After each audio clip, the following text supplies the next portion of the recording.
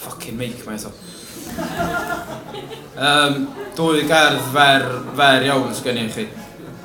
A'r gerdd gyntaf, gerdd fy hun, dwi'n teimlo, a mae'n siŵr bod chi gyd yn y fath, wel, dwi'n teimlo bod yn beth iach iawn bod gen brif ddinas fel gwlad bresenoldeb llewyrchus a ffyniannus o bobl ifanc sy'n siarad yr iaith mae'r wlad honno i fod i'ch rynwycholi. Dwi'n meddwl bod o'n beth iach iawn bod yna gynifer ohono ni. Mae llawer yna chi yn y gynulleidfa heno wedi dod lawr o Gaerdydd, dod lawr i Gaerdydd o lefydd eraill.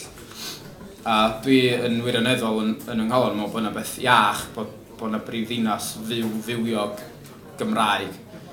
Ond yn amlwg y gwrthbwynt yna ydy mae'r cymunedau Cymraeg hefyd yn dioddau'n sgil hynny. Wedyn 8 llinell ydy'r gerdd yma, ond mae'n trio cyfleu.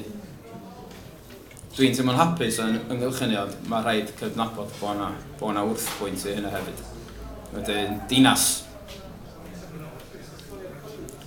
Yng ngwlad y goleuadau, mae'r hwyr y Gymru iau. Yn Hydref y maes trefi.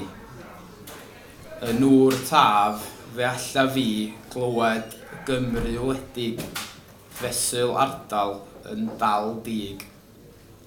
Ofni hyn a wnaf gefn nos, a'i ddioddau yn ddidos.